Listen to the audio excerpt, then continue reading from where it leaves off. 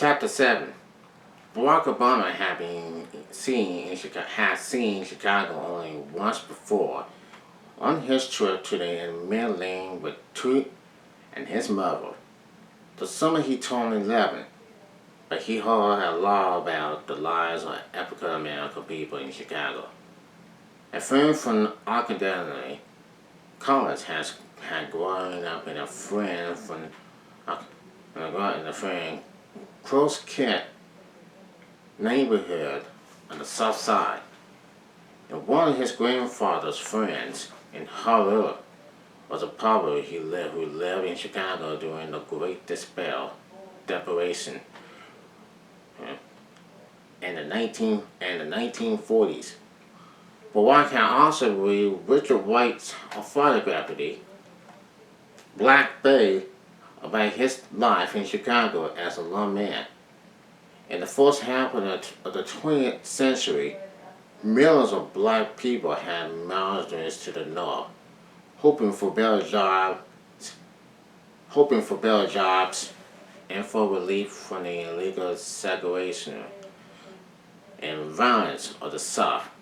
Chicago was a major destination under these measures, and in the 1980s, it held the largest group of African Americans of any U.S. city as Barack knew. Chicago also had a reputation as the most segregated city in America. The 1980s were a hopeful but also frustrating time for the black popularity of Chicago. 2 years before Barack arrived in Chicago, Harold Washington had been elected the city's first African American mayor. Mayor Washington wanted to institute a progressive program to reform Chicago politics and improve the lives of the poor black population. However, he was frenziedly opposed by a majority of the city council. To add to the tensions, many working class people, white and black, had lost their jobs in the preceding 3 years.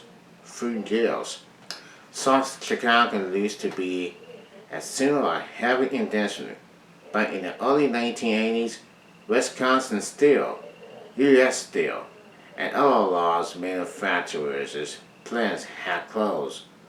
There were no other well-paying jobs for blue-collar workers to replace the ones that vanished. Driving around Chicago, Barack saw for himself the huge empty rest of the factories. Jerry Calvin had Barack started working in Roseland, a neighborhood on the full south side Chicago. This part of the city was almost all black, although not all poor. There were blocks of middle-class homes. Among the blocks of run-down apartment buildings were extremely poor territories. A public housing project named Antelope Gardens was Barack's first assessment. The very location of Antelope Gardens was despaired. On one side was the popular Continental River. On another, the Lake Continental landfill, one of the largest dumps in the country. Also close by was the city's sewage treatment plant, and its smells was always heavy in the air.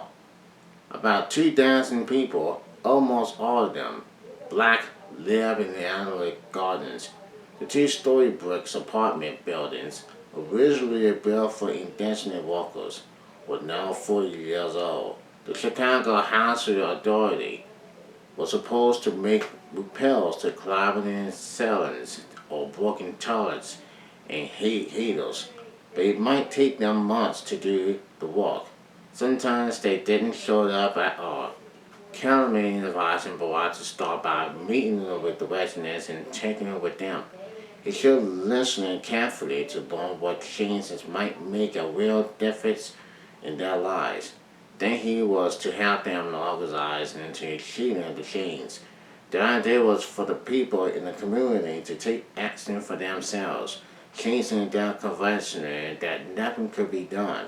Positive action will give them confidence in their own power, and confidence will then enable to them to make other positive changes. But I began walking out of little office in a local church, calling in dozens of residents to set up interviews, listening to story after disclosed his story. He began to get the big picture. 20 years early, civil rights laws had ended a waste of discrimination in housing and employment.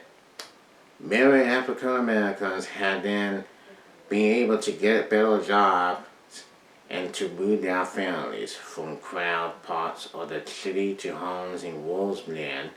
But whites probably revalued these neighborhoods and popular violence fall. After dozens of interviews, Barack concluded that what the people in the outer community cared about most was jobs. Unemployment ran high, especially among young men. Middle and down turned to gangs and crime, making the streets unsafe for ordinary citizens. The volunteer workers grew for Barack. They called him Babyface because he was so long and demoralizing and narrow. They watched him discover what they already knew. No one at City Hall cared what happened at Elderly Gardens. Barack's first bright idea was to walk through the black churches in the area. The black churches in Chicago were powerful social force. If only they would work together, they could bring about change that would help all their people. But one of the South Side pastors, the Reverend Jeremiah A. White Jr., expressions to Barack that his white idea didn't fit reality. The churches, fire centers, independent and suspicious of one another, would be impossible to organize.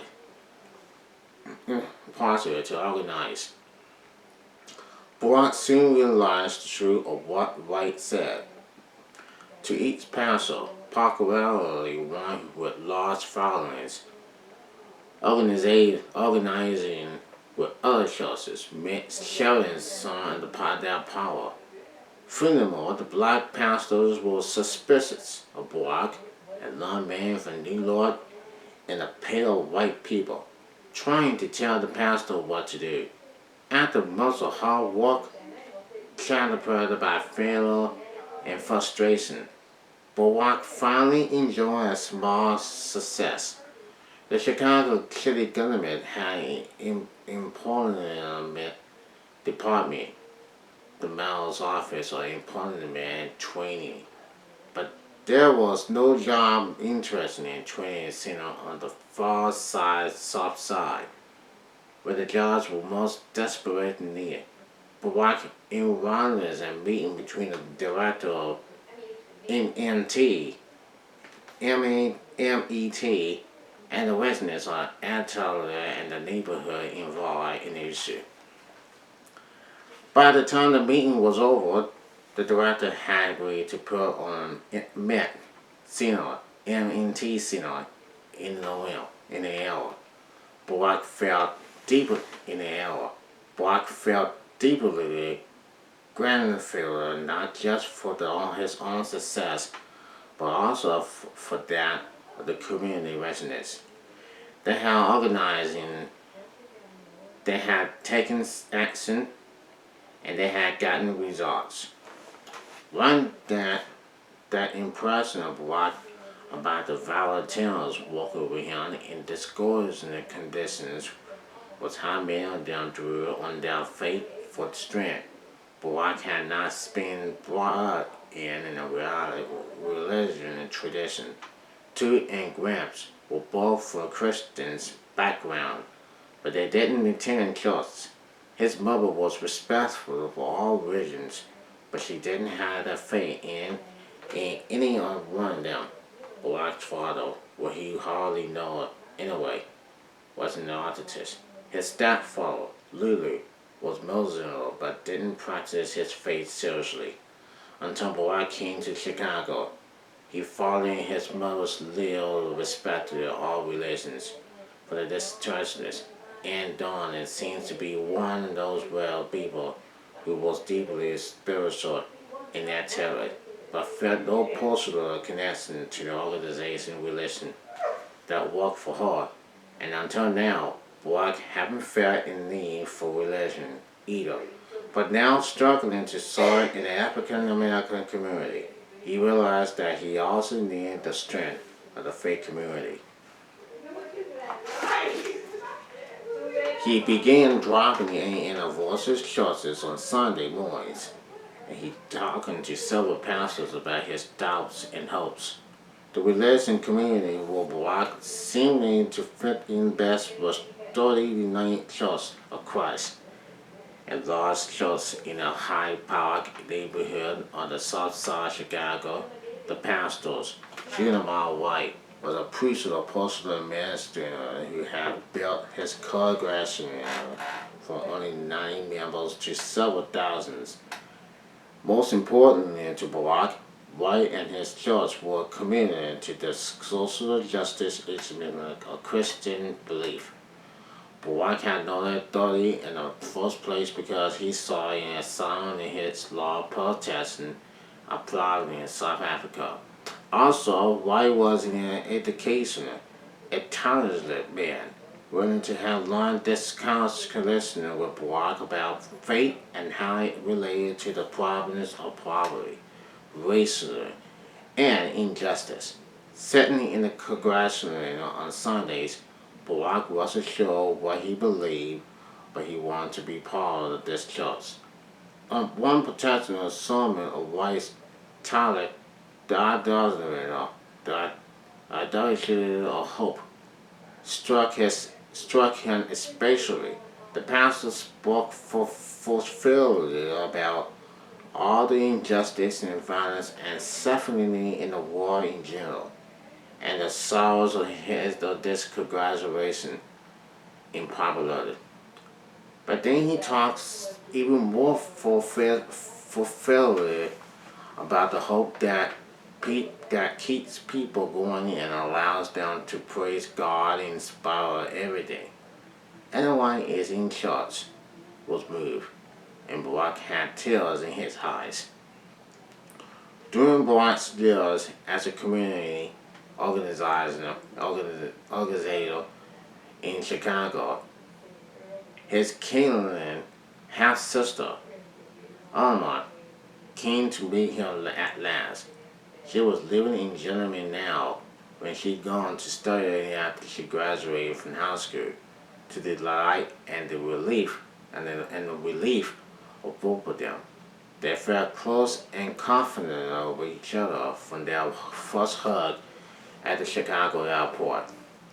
Barack showed his sister his life, his little office in the church in Roseland, and introduced her to the volunteer who worked with him. Alma told Barack many things about their father, which she called the old man. Barack knew part of the story. Barack Obama, Sr., had returned to Canada in 1965 with a master's degree in economics from Harvard. He got a good job with an American promoter company, and then he granted apartments in the Canadian government. Barack had the impression from his father's letter that the old man had been a respect and important a man in Canada all his life. But Illinois experienced that Canada, independent from Great Britain for only a few decades, was split over tribal loyalties. The largest tribe in Canaan was the Crudup, and the old man felt that Jomo Canaanite favored Canaanites over the Lord. The Obama family's trio. The old man saw other men pouring over him just because they were Kakara. When the old man complained that he lost his position in the Canaan Ministry of Fantasy. Meanwhile, the old man had brought Oldman, 4 years old, and her older brother, Ward, set to live with him as his new American wife, Ruth Nelson. Innumerable. Ruth and the old man every Townsend had 2 boys, Ward and David. At first, the family was very well off, with a big house to live in and Mercedes to drive. But after the old man fell out of favor with the government, he continued to get another job. No one, not even American companies, wouldn't have any injury in the Canaanites. The old man drank heavily, and he grew bitter. The old man drank heavily, and he grew bitter and quarter Lawson. Brooke left him, taking Mark and David. The old man became so poor that he and his 2 oldest children hardly had enough to eat. Wood left home to live with relatives until he finished his application at the University of Nottingham. Uma loyally stuck with her father until he was old enough to escape to Germany to finish her own application. The old man suffered a serious car accident, and finally he died in one.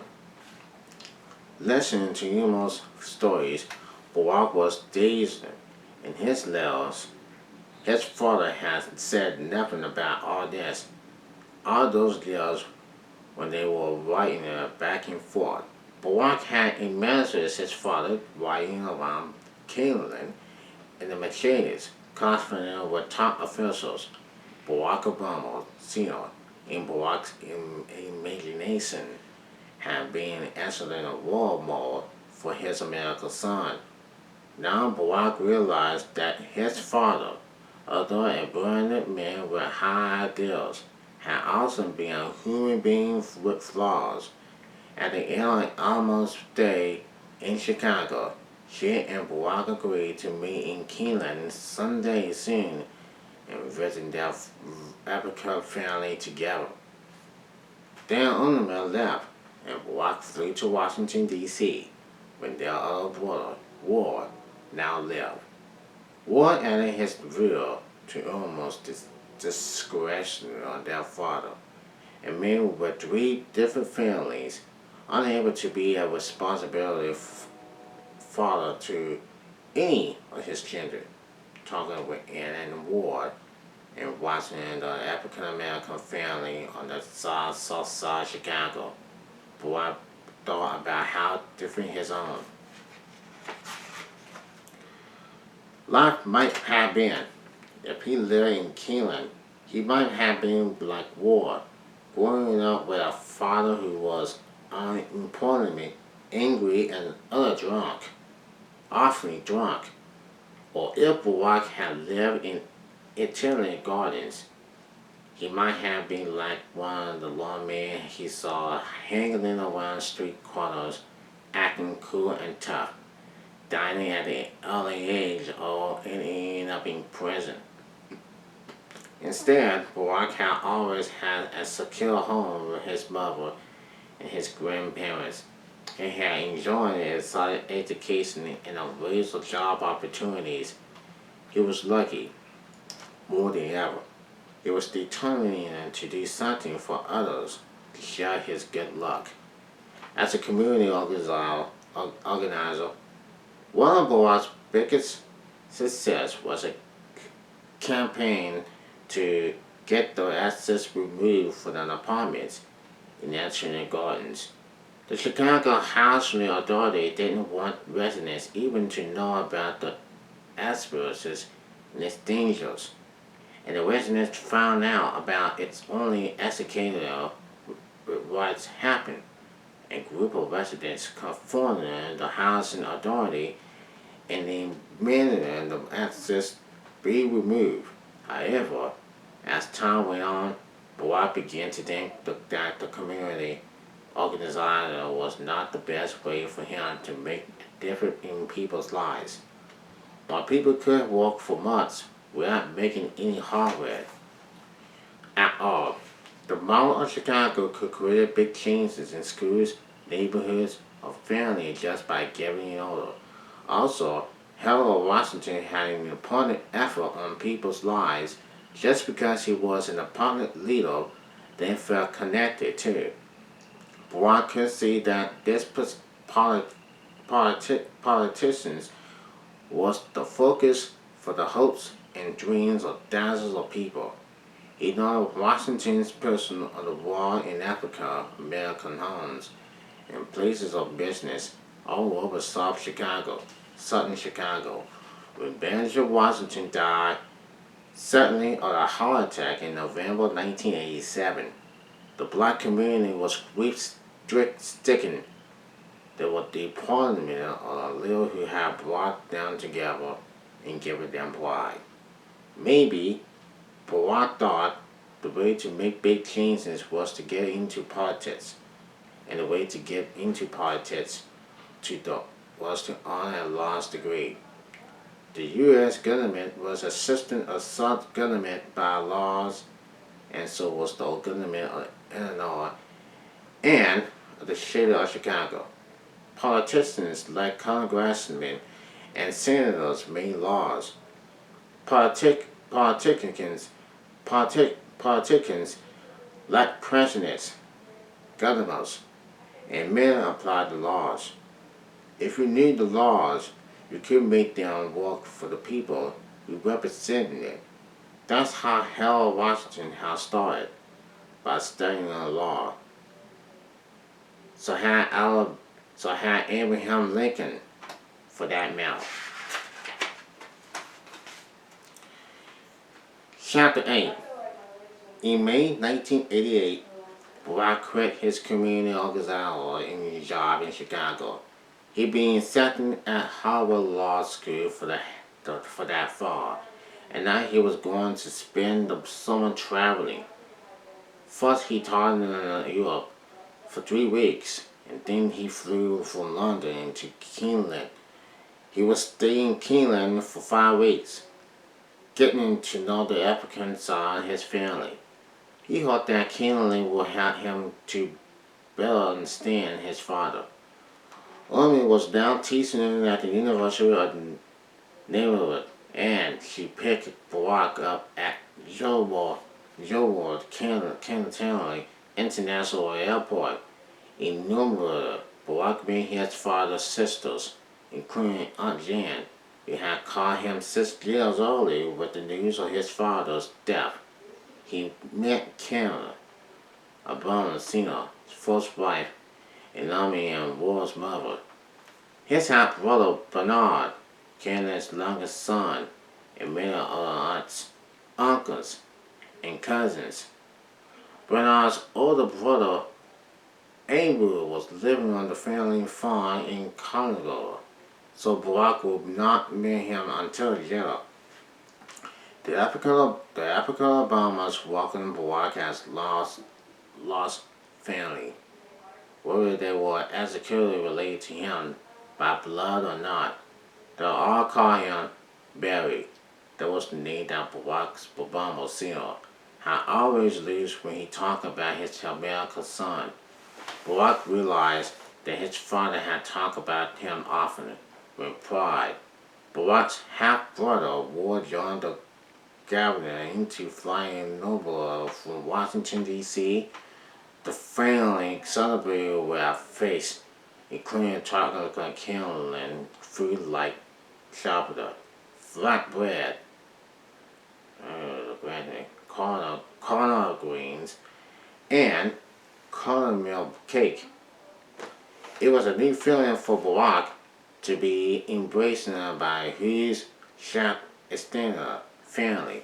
It was also a new feeling for him to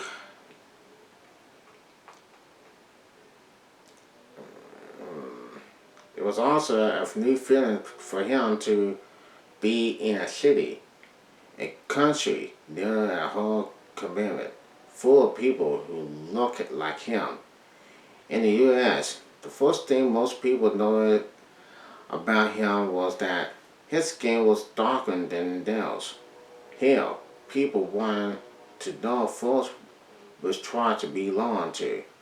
Although Barack's father had been dead for several years, Barack almost felt that he was presenting with him in Nova as he walked the same streets where his father had walking and talking to the people who had known him.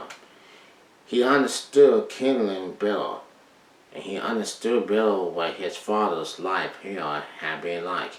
Barack had never populated in Dawson, New York, and Chicago, but he never seen such as connection or popularity as another. One large section on the outskirts of the city was a vast sheltered town called Canberra. Applicants was slum. Coburg spread across the valley at the scale of cardboard and plenty chats along dope paths with open swans and no clean water. Since the people have no legal rights to be there, Auburn didn't provide any service. Some 500,000 people lived there, and up to 10 people lived in a one-room hut.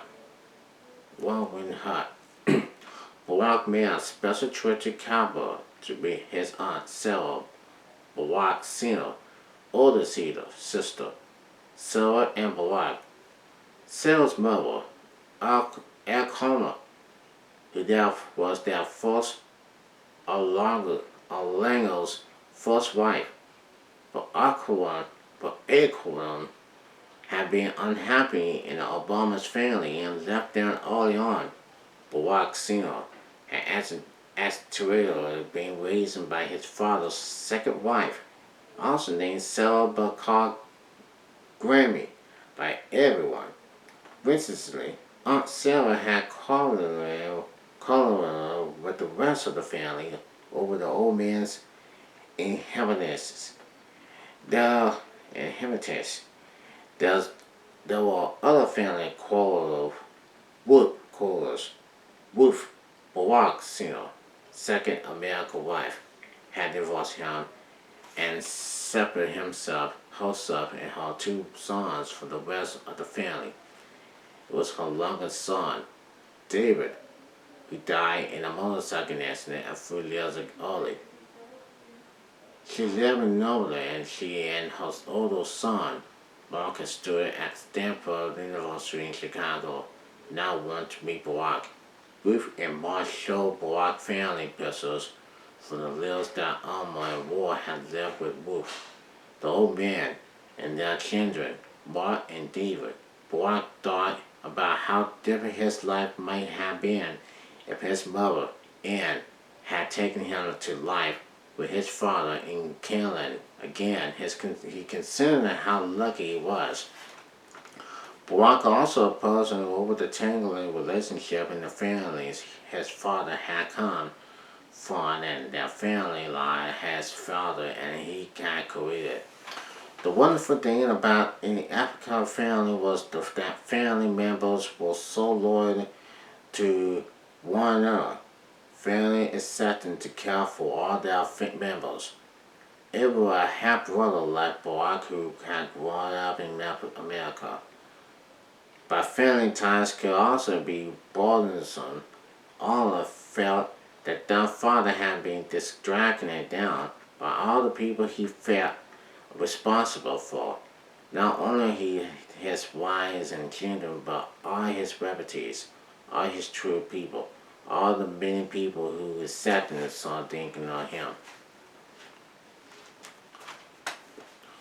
Barak could understand that because he found himself worried about his long half-brother, Bernard. At 17, Bernard was easygoing and agreeable, but he was ever more earnest than Barak had been at the same age when Barak tried to talk to him about plans for the future. He felt that Bernard seems to have no rebellions at all. During Barak's second week in killing, he and Honor left Nobler to go on a safari in the Great Buffer Valley.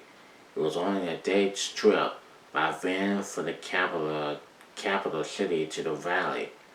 Barak was thrilled at the sight of the wide plains worn by lions, giraffes, and hippopotamus, and by great herds of zebras and wild beasts. He was awestruck to think that, according to paleontologists, human beings originated on this very part of the planet. The hall Barak's killing stayed, though he listened to the fun and another visit the Collegos in Lee's country. When his father had grown up, when Eleanor visited Barak in Chicago, she had described the family homestead in love detail. The trees shared the compound with the cow and the chickens. The smell of smoke from the wool fowl. Grimm and tell usual stories. Omen and War had spent most of their childhood in Noveler, but Eleanor's happiness diminished. On the compound in Colorado, Hans Squirrel, Eleanor and War caught it. Lahorn Squirrel was the place your ancestor came from. The true home, Barak, Eleanor, and War, as well as several other family members, traveling to the farm. First they took a train overnight to the city of Kansman, near the western shore of Lake Victoria. Then they rode a bus for several hours. The bus was so crowded that Barak had to sit with chickens on his lap. Getting enough at the gold milling town of Nobler, Barak and the others took a Jason van into the hills. At the farm, when the old man had been raising, 2 more uncles spent the trappers. Little Barak will also admit his half-brother, Arbo. The uncles lead the visitors through the trail to the Tar Hills, the enclosure of the family compound, Hans Squirrel. Besides several small round ponds, the compound contained the Squirrel Manor House with concessional bars and a quadrangular roof, dropping with floating vans. Grammy, the woman who had raised Barack Obama Sr. as her own son, came out to greet them with a hug. She welcomed Barack as her grandson. Grammy couldn't speak English, and Barack couldn't speak the language, but they smiled at each other. They sat down under a bargain tree in the center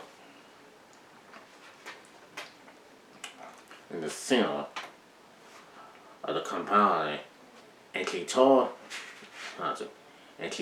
him the story of his family in Alma transplant.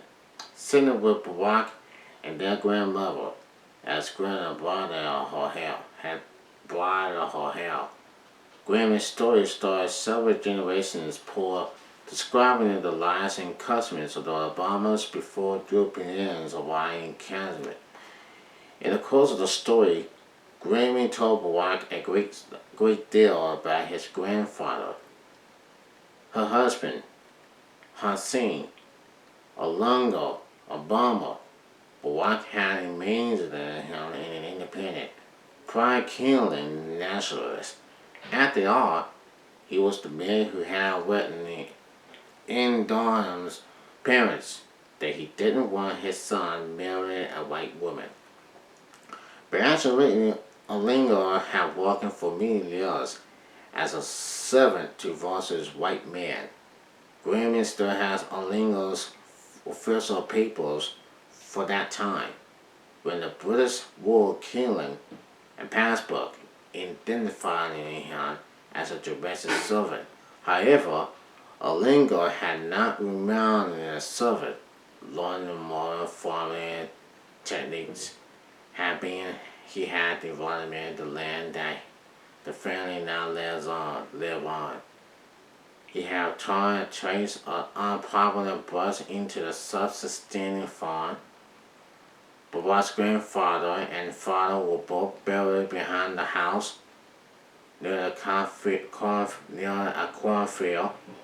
Their graves were 2 kilometers side by side. Barack sat between the graves and shed tears, and he finally felt that he had found the connection he had been looking for all his life. During their stay in Colorado, Irma took a picture of Barack sitting beside Grammy. In the photo, both of them are smiling happily. He is leaning towards her when she strokes his hair with one hand. That's all for the lesson of the chapter 7 and chapter 8. We'll see, and we'll be working on the chapter 9 and 10. And this part 5 of the Barack Obama, our 44th president. I'll see you tomorrow. Have a great night.